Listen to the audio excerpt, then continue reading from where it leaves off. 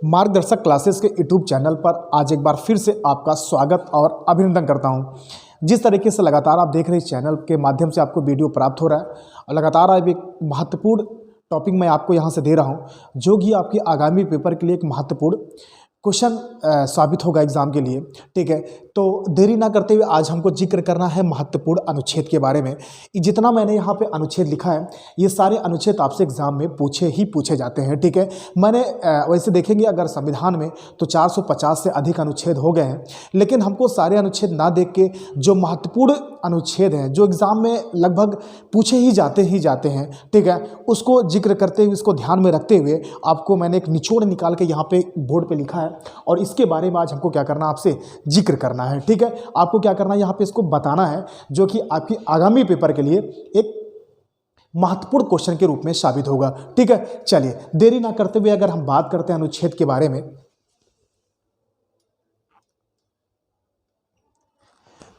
अनुच्छेद के बारे में अगर हम बात करते हैं तो सबसे पहले अगर बात करते हैं भाग एक में जो है आपका 1 से 4 अनुच्छेद तक आपका क्या है यहाँ पे दिया गया है। ठीक है, तो 1 से 4 अनुच्छेद की हम बात करते हैं तो जो प्रथम अनुच्छेद में है वो क्या कहता है, भारत राज्यों का एक क्या है, संघ है। भारत राज्यों का एक संघ है, यह अनुच्छेद कौन कहता है, आपका एक कहता है। ठीक है, कभी कभी एग्जाम में पूछ लेता है भारत राज्यों का क्या है, भारत राज्यों का समूह है, भारत राज्यों का वर्ग है, भारत राज्यों का संघ है, इस तरीके से क्वेश्चन पूछ लेता है कि भारत राज्यों का एक क्या है।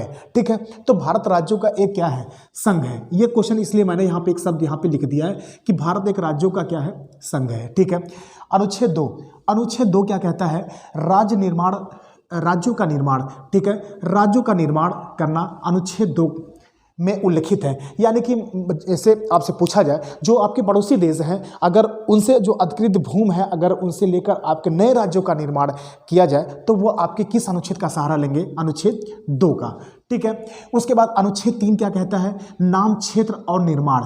ठीक है, जैसे आपका आंध्र प्रदेश से अलग होकर आपका तेलंगाना राज्य बना था तो ये कई बार एग्जाम में पूछा गया है कि आंध्र प्रदेश से अलग होकर तेलंगाना राज्य जब बना वो किस अनुच्छेद के तहत बना था।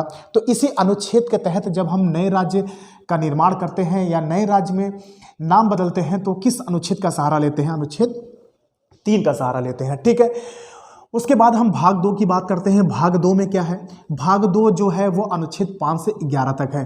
कहाँ से कहाँ तक आपका, 5 से 11 तक है। ठीक है, ये हमारा क्या कहलाता है, नागरिकता कहलाता है। ठीक है, यानी कि जो नागरिकता के बारे में दिया गया है वो 5 से आपका 11 तक किया गया है। ठीक है, कभी कभी आपसे एग्जाम में पूछ लेता है कि भाग 2 में किस चीज़ का उल्लेख किया गया है, तो नागरिकता का उल्लेख किया गया है। ठीक है, आगे चलते हैं। भाग 3 में क्या है, भाग 3 में देखिएगा, मुझे इसको अलग वीडियो में आपको बताना है। भाग 3 में क्या है, मौलिक अधिकार है। ठीक है, मौलिक जो हमारा मौलिक अधिकार है, हमारा मूल अधिकार है संविधान से, वो हमको किस अनुच्छेद के तहत पढ़ना है, 12 से लेकर 35 तक। ठीक है, ये हमको अलग वीडियो में आपको एक अलग तरीके से 12 से 35 तक अनुच्छेद बताना है, लेकिन ये ध्यान दीजिएगा कि भाग 3 में आपका क्या है, मौलिक अधिकार है। ठीक है, आगे चलते हैं। भाग 4 में क्या है, भाग 4 में आपका क्या है, नीति निर्देशक तत्व है। ठीक है, नीति निर्देशक तत्व आपके भाग 4 में दिया गया है।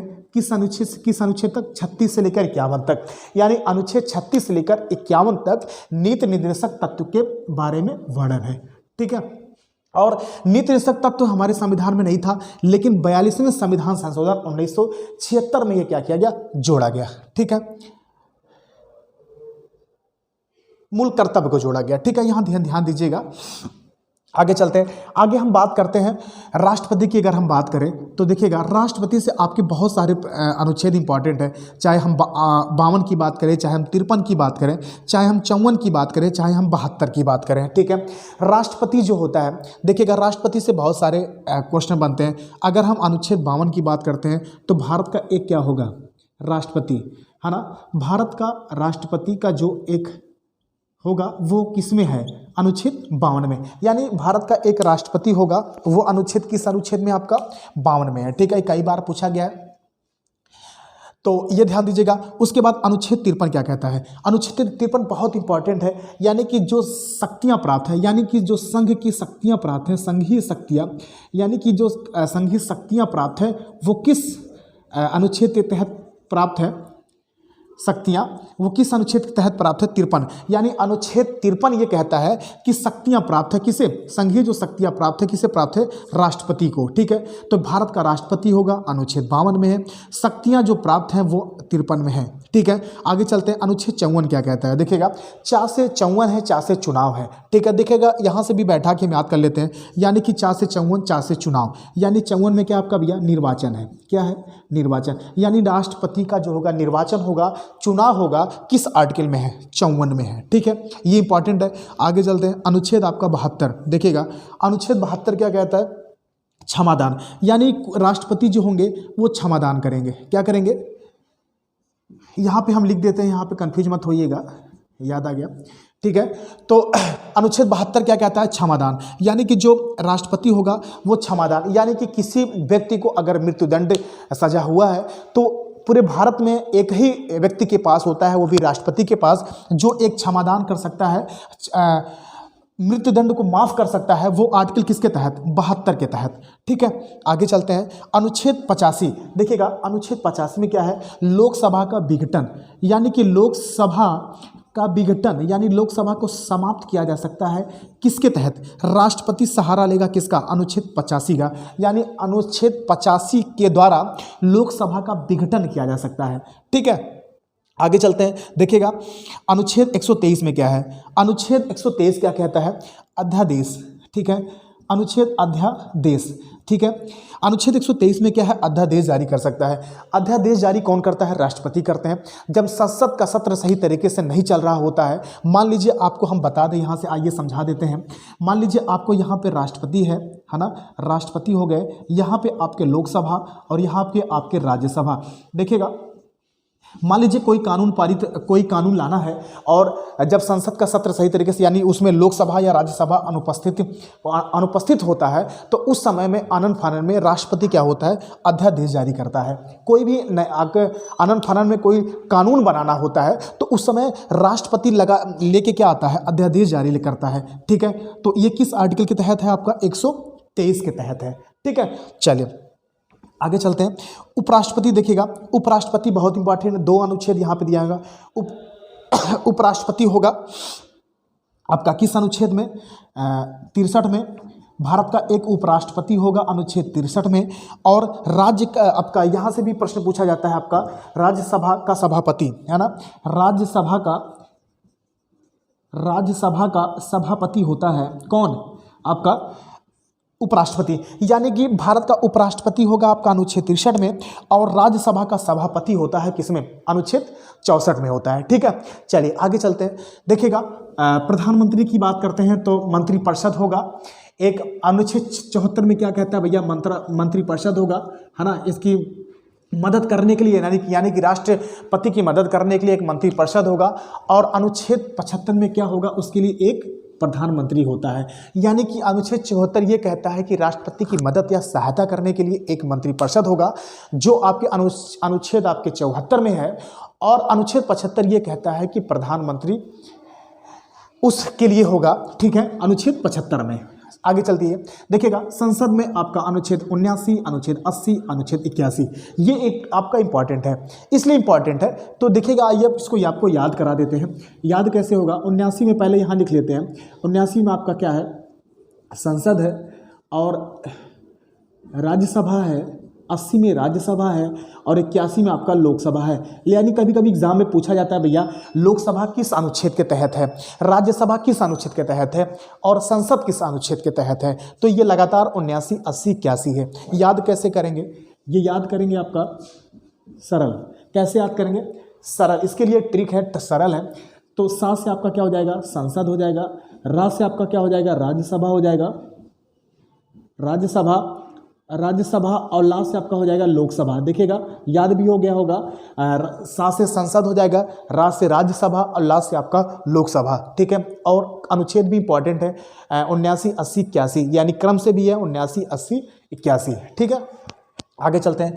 अनुच्छेद 100 में क्या है, अध्यक्ष महोदय निर्णायक मत। देखिएगा ये इंपॉर्टेंट है, अध्यक्ष महोदय जो होते हैं वो निर्णायक मत देते हैं। जब चुनाव होता है लोकसभा यानी कि राज्यसभा की भी जब चुनाव होता है यहाँ से, तो जब वोट बराबर हो जाता है तो उस समय जो निर्णायक मत होता है वो अध्यक्ष महोदय देते हैं। किस अनुच्छेद के तहत, आपके 100 के तहत, ठीक है। 105 क्या कहता है, संसद को एक विशेषाधिकार प्राप्त है, यानी जो हमारी संसद है उसको एक विशेष अधिकार प्राप्त है। किस अनुच्छेद के तहत, तो 105 के तहत, यानी संसद को एक विशेष अधिकार प्राप्त है। किस अनुच्छेद के तहत, आपको 105 के तहत। आगे चलते हैं, देखिएगा अनुच्छेद 108। अनुच्छेद 108 क्या कहता है, अनुच्छेद 108 कहता है संयुक्त अधिवेशन, यानी कि राष्ट्रपति जो होता है वो संयुक्त अधिवेशन बुलाता है, लोकसभा और राज्यसभा का संयुक्त अधिवेशन बुलाता है, बैठक करवाता है। और किस अनुच्छेद के तहत, 108 के तहत, ठीक है।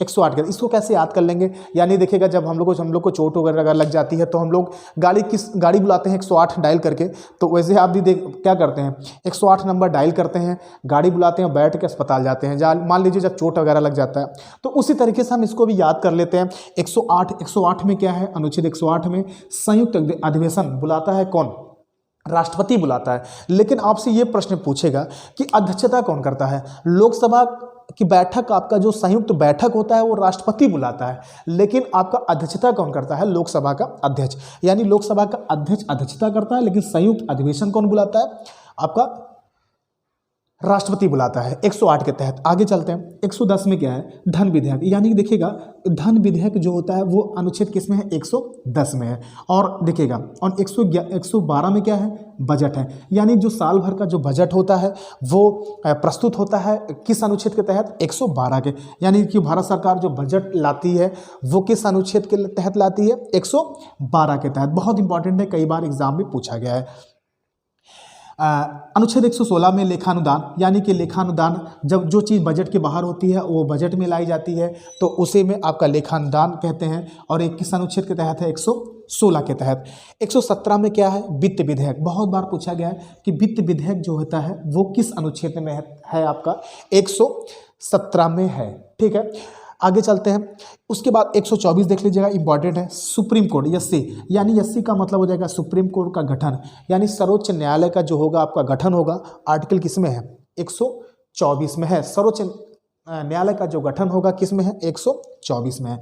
143 में देखिएगा, ये इंपॉर्टेंट है, जो सर्वोच्च न्यायालय का मुख्य न्यायाधीश होता है वो राष्ट्रपति से क्या करता है, राष्ट्रपति आपके सर्वोच्च न्यायालय मुख्य न्यायाधीश से परामर्श लेता है। सर्वोच्च न्यायालय से मुख्य न्यायाधीश से परामर्श लेता है कौन, राष्ट्रपति लेता है। किस आर्टिकल के तहत, आपके 143 के तहत राष्ट्रपति जो होता है सर्वोच्च न्यायालय मुख्य न्यायाधीश से क्या करता है, परामर्श लेता है, यानी कि कहीं कोई प्रॉब्लम होती है परामर्श लेने की, लेकिन वो बाध्य नहीं है कि उसकी बात वो क्या करे, माने। आगे चलते हैं, अनुच्छेद 76, ये अनुच्छेद 76 में क्या है, महान्यायवादी। देखिएगा अब महान्यायवादी क्या है, यहाँ ध्यान दीजिएगा, यानी कि जो भारत में एक कानून का कारभार देखता है, यानी कि कानून चीज़ें देखता है महान्यायवादी आर्टिकल 100 का महान्यायवादी आपके 76 में है। ये कई बार पूछा गया है। और यहीं पे आपका है लेखा जोखा, महालेखा परीक्षक, जितना भी लेखा जोखा का कार्य होता है महालेखा परीक्षक होता है वो आर्टिकल किस में है, 148 में है, ठीक है। तो ये देख रहे हैं कि महत्वपूर्ण आपके, जैसे आपका आप केंद्र में जाएंगे तो एक महान्यायवादी होता है और राज्य में जाएंगे तो महाधिवक्ता होता है, ठीक है। तो यहाँ पे आपका महान्यायवादी जो कानून व्यवस्था देखता है उसे यहाँ पे केंद्र में महान्यायवादी कहते हैं, ठीक है। चलिए देखिएगा, ये सारा मैंने जो अभी अनुच्छेद आपको मैंने बताया, ये आगामी पेपर के लिए जान लीजिए बहुत इंपॉर्टेंट है। आपको कुछ नहीं करना है, ठीक है। इसको एक बार क्या करना है, केवल देख लेना है, रिविजन कर लेना है, और ये सारे अनुच्छेद आपको एग्जाम में पूछे गए हैं, ठीक है। अब इसके बारे में मैं आपको, जैसे मौलिक अधिकार है यहाँ पे, तो 12 से लेकर 35 तक मैं आपको बता दूंगा। उसके बाद आपके क्या नाम है, 36 से लेकर 51 तक नृत्य निषेध तक तो जितने हैं उसको अलग वीडियो में बताएंगे, क्योंकि वो पूरा एक वीडियो में हो जाएगा आपका। तो इस तरीके से देख रहे हैं, मौलिक कर्तव्य आपका जोड़ा गया 42वें संविधान संशोधन 1976 में जोड़ा गया, और राष्ट्रपति के बारे में ये जो अनुच्छेद है, ये सारी चीज़ें, तो यहाँ से आप देख रहे हैं इस तरीके से आपके महत्वपूर्ण अनुच्छेद आपके क्या हो गए, तैयार हो गए। इसको कुछ नहीं करना, जो भी पेपर आपके लगे हैं उसको ध्यान में रखते हुए यहाँ से एक बार आप तैयार करना, और कॉपी में क्या करना, आपको लिखना है, और एक बार आप पढ़ लेना, और ये चीज़ें आपकी क्या हो जाएंगी, तैयार हो जाएंगे। ठीक है, तो एक बार इसको आप स्क्रीनशॉट भी ले लीजिएगा और आप लिख भी लीजिएगा। ठीक है, तो आज के लिए इतना ही, धन्यवाद।